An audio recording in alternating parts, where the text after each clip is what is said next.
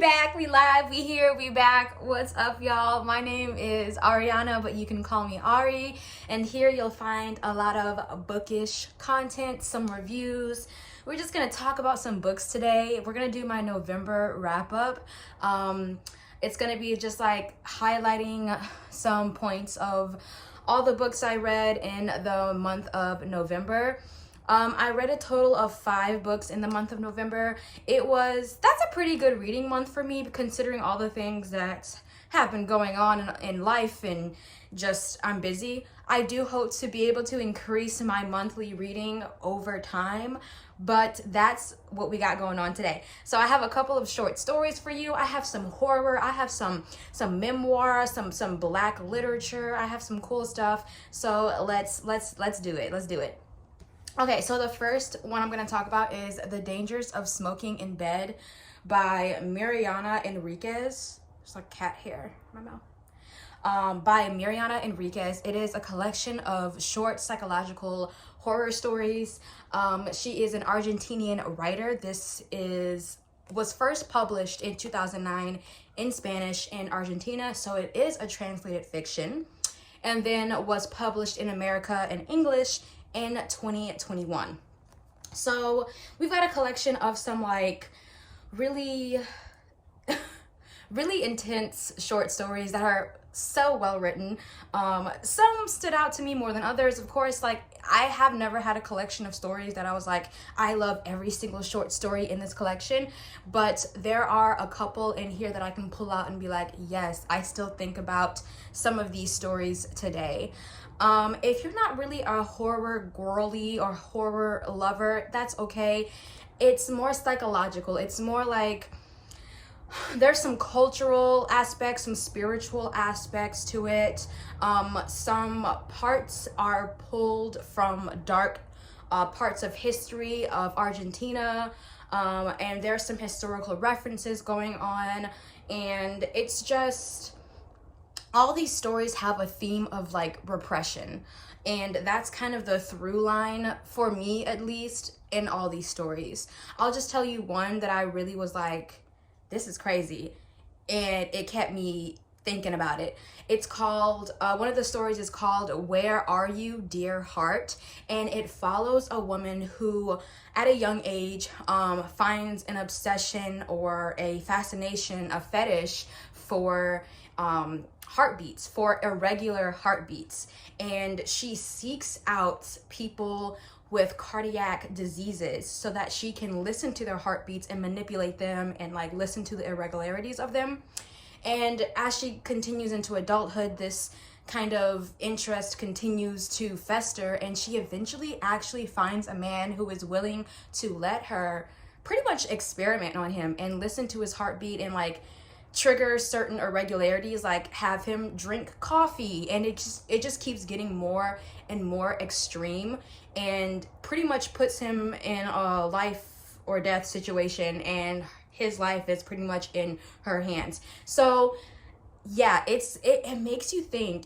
There's a lot of like societal commentary. It's so good. Like I love it.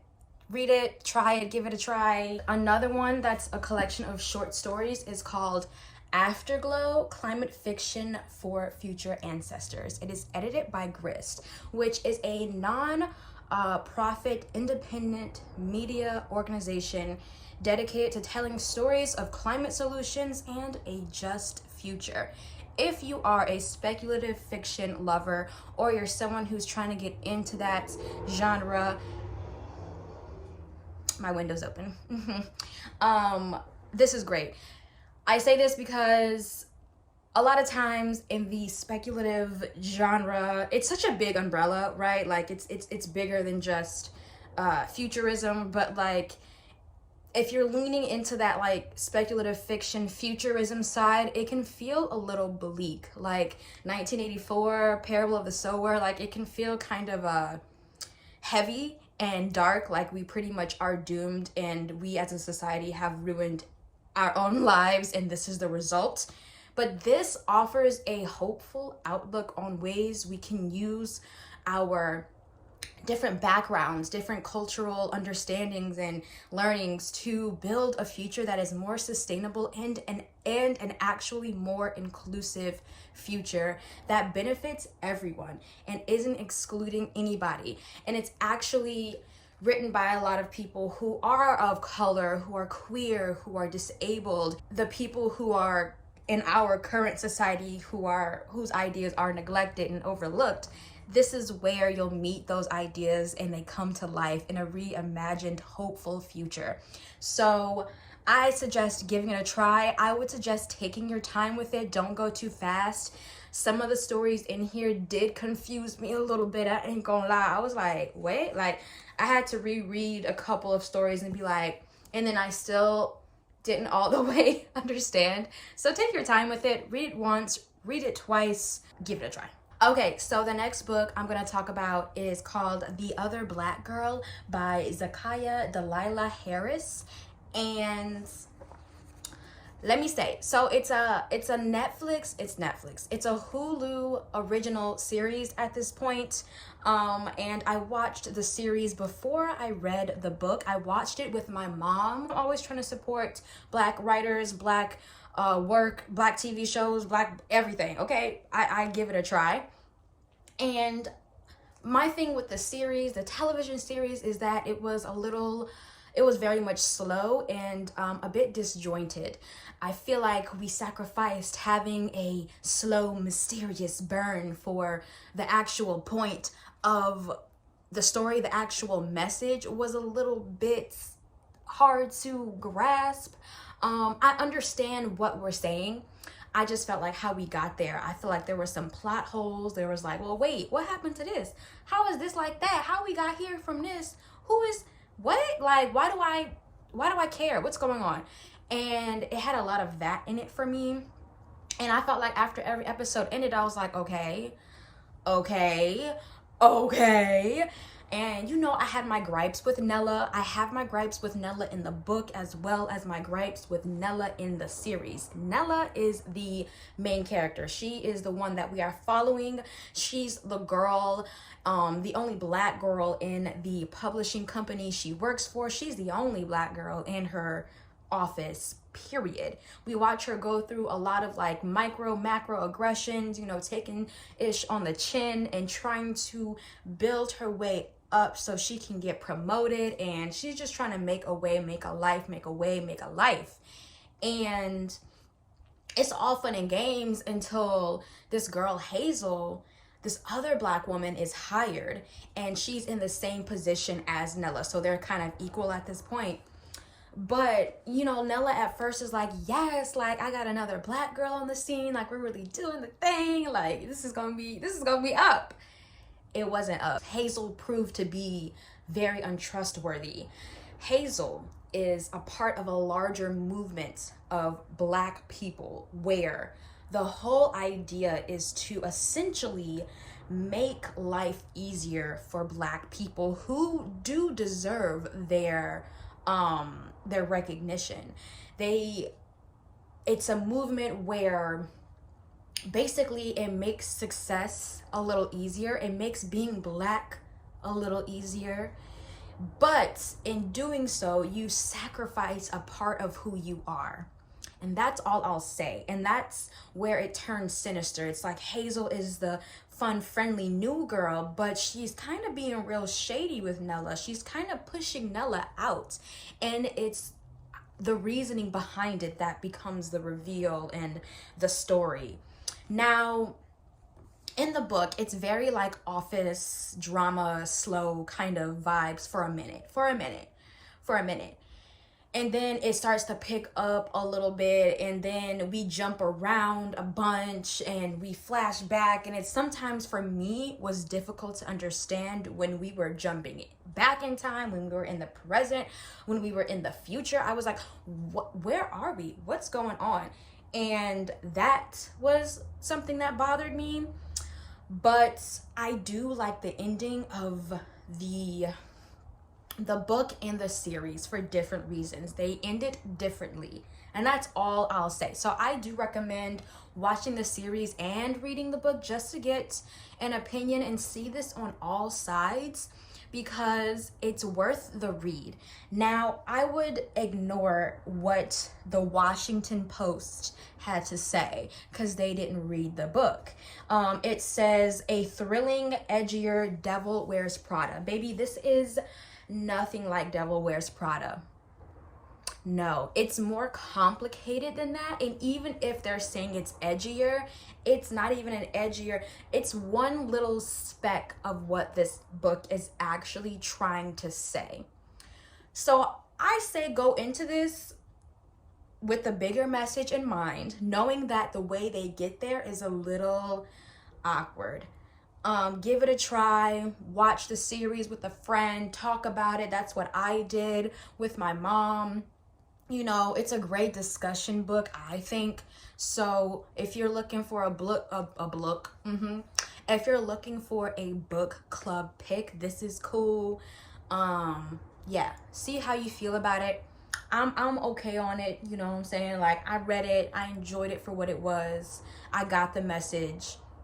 Yeah, so The Other Black Girl. Now, this other book I'm so excited about. It's called Read Until You Understand by Farah Jasmine Griffin. It is a memoir. It's the profound wisdom of Black life and literature. This book is so good. I don't read a lot of memoirs on purpose. I say that because I end up picking up books not knowing that they are memoirs, thinking they're like a fiction, situation or whatever. They always just kind of happen to me. This one was recommended to me by someone who works at a bookstore that features Black writers, African writers, things like that, African history and stuff like that. And she was like, have you read her? Have you heard of her? And I was like, no, girl, who is that? And she was like, let me tell you. So she told me, and then I bought it and I read it, and I love this book so much. I will read this book again in a couple years' time, and just to see how much I've grown in my studying and reading of Black literature, because what she does is she comes from an academic background. So keep that in mind. It's also not linear. We're not going through like her life, and there are points where she does talk about her life. She talks about her father and how much he influenced her love for learning and understanding Black literature and studying it in a more academic lens. But she pretty much takes excerpts from these really amazing, prominent writers, poets, artists. There's even some artwork featured in here, and it's just beautiful. It's lovely. And she goes through and quotes them and then analyzes the text, an example of an art piece that she highlights in here. I mean, it's opened my eyes to how much Black literature I have not read and how much we are not exposed to in school. It's insane. There's so much richness and attention to detail that Black writers have. It's that search for joy. She talks about joy, and it's like the way Black joy has manifested. What she does really well is she expands on that joy. She expands on that laughter. She expands on the sorrow. She expands on the heartache. She expands on all these themes using writers like Frederick Douglass for an example. Alice Walker is up in there. Kimberly Jones is up in there. Toni Morrison is up in there. James Baldwin. And I've read a little bit from each of these writers over time in my life, but I don't always understand them as vividly as I'd like to. And I feel like it's in part because of the way our history is taught to us in school, the way we digest history, the way we digest a story as having a beginning, middle, and end. It doesn't work that way when we think about Black life. Our life is not a Disney fairy tale. You see what I'm saying? Our life is very cyclical. We come back around to our history time and time again. I hope I'm making sense, and I'm probably rambling, but I just can't explain the beauty of this book enough. It's not just what she does. it's not just her pulling excerpts from Toni Morrison and James Baldwin. It's the way she attaches the importance and like, listen, this is what we're talking about here. I'm going to try to pull a quote real quick. Not me still looking. Like, I'm sorry, y'all. I have so many underlined that I'm trying to find the one that really will like that one, you know, that quote that you're like, oh, hell yeah, I can't wait to tell everybody about this. I can't wait to tell everybody about this. There's one quote that's gonna like, that's saying exactly what I'm saying about Black joy and the glimpses of it and like seizing it. She says, for Black people, grace most often manifests in momentary bits of freedom, a hint of the broader freedom for which we still struggle.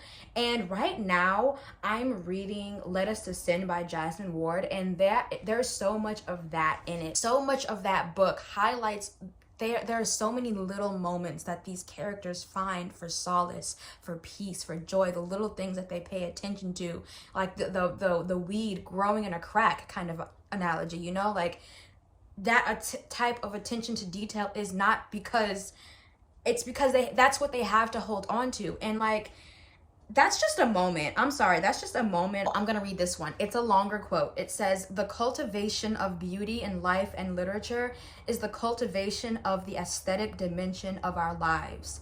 That kind of beauty is a necessary balm to be found or created. It is not something given to us or judged by white people or by Black men even. The cultivation of and appreciation for beauty enhances everyday life. It requires neither fortune nor status. It is our birthright. It is a state of being, a way of navigating the world that cannot be taken away or stolen. It is a source of solace and pleasure. Sometimes it emerges after we have been forced to confront pain. It is to be found in the most mundane aspects of our lives: a garden or a single flower, a flourishing houseplant, an intricately woven textile, a cobalt blue bottle, Ellen Gore's cat, a Miles Davis solo, Aretha singing, daydreaming, the rare stillness and silence provided by a quick but weighty summer storm, or the luxury of reading a sentence that leaves us breathless. The first line in this book is, this book begins with a girl and ends with grace. Let me say that again for y'all, because y'all didn't hear it. Y'all didn't hear the line. Y'all didn't hear it. This book begins with a girl and ends with grace. And that's all I'm going to say about it. I'm going to move on. The last book we're going to talk about is a book that I really wanted to love. I wanted to love this book. I wanted to worship this book, but it is not that book for me. Unfortunately, it didn't get me like it got the other girls. And that is You Made a and that is You Made a Fool of Death with Your Beauty. Do I know the title? By Akwaeke Emezi. Now, I tried to read this book on 2 different occasions. I started it once and then I was like, I'm not ready for this. Like, the first chapter is crazy. It's wild. And it's definitely for the grown and sexy. This whole book is very grown and sexy, okay? And at the bottom, it says a deeply heartfelt romance novel. I don't read a lot of romance. I do not gravitate towards romance, but I don't feel like this was a romance. Y'all tell me if y'all read this book, was this a romance to y'all? The romance girl is, I'm calling you out. What's up? What's good? What's up? Tell me, is this a romance to you? Because this was just messy. It was messy. And let me tell you, I love messy. I love unreliable characters. I love chaotic people. I love it, especially when Black women are chaotic. When Black people are messy, chaotic, just ridiculous. Because I feel like sometimes we're not allowed to, or that we're not allowed to be loud because it's a problem. We are human beings, okay? And I love stuff that has characters who are unreliable, a narrator who doesn't have it together. Yes, checks all my boxes, for sure. But what was messy and unexcusable to me is the writing and the arc of the characters, especially the male characters. I was confused. I was confused as to how some of these characters made choices. They went from point A to point freaking F. And I'm like, how we skipping the letters in the alphabet? I don't really understand. Make me understand. And at no point did I really understand why characters ended up doing the things they were doing. It felt like the writer was trying to make a narrative fit, and it didn't work for me. And I felt like I haven't watched a lot of reviews or opinions on this book, but this is simply based off of what I read and how I read it, and the ending. I was like, what? This doesn't make any sense. Like, this is not happening. And that's my problem with romance, is like, this doesn't make sense. What are we talking about? I've never seen or experienced some of the things that these romance novels are talking about. And I'm just like, this don't even feel real. This don't feel like anything anyone would say. This don't even feel like, it's not giving. It wasn't giving for me. And I really wanted to like it. Like, I really wanted. Also, how many times can you tell us that these characters are beautiful, that these characters are attractive? I get it. Every romance novel, I'm like, why is everybody so goddamn beautiful and sexy and beautiful and transcendent and ethereal and like, some of us just regular crusty people in the morning. We don't wake up looking like angels. We are regular people in love. And I wish I could see more regular people in love and not shoving down this idea of beauty and gracefulness and just like, that's not hot to me. I will say some of the raunch was really good. Like, some of the descriptions of the encounters and like the buildup was nice, but the buildup became too much of the story. I'm like, okay, it's like 100 pages. Are they gonna do it or not? Are they gonna get to business or are they not? Like, stop playing. I don't like all of that. Will they, won't they, will they, won't they, will they, will. I need to get to the action. So, not for me. Wasn't really feeling it. I would say How to Get Away with Murder. You made a fool of death with your beauty. It didn't work for me, girls. It didn't work for me, and I hope it worked for you. I hope all of these books work for you. I hope you find a book that works for you out of all the ones I've said. I will never tell you not to read something. I will never, here I am already saying never. But no, for real, I don't want you to limit your experience based off of some girl on the internet telling you what to do. Like, do you try it out? Just know these are my opinions on these books, and you do with that what you will. I recommend reading all these books. Hey, just because I didn't like one of them doesn't mean you won't. So give these a try. Those are the 5 books I read in the month of November. I'm so excited to be here with y'all. This is gonna be fun. We're gonna have a good time. If you've got some recommendations for romances that might actually like not make me cringe, I'd love to hear them. Otherwise, y'all have a great rest of your day. It's Sunday when I'm posting this, so have a happy Sunday. I hope to see y'all real soon. Be good. Take your time. Be kind with yourself this week. Be kind with those around you. The holidays are approaching, so it can be a very sensitive time for a lot of people. Check in on the people you love. Check in with yourself. Take some time. Rest. I'll see you again real soon. Bye, y'all. Have a great day. See ya.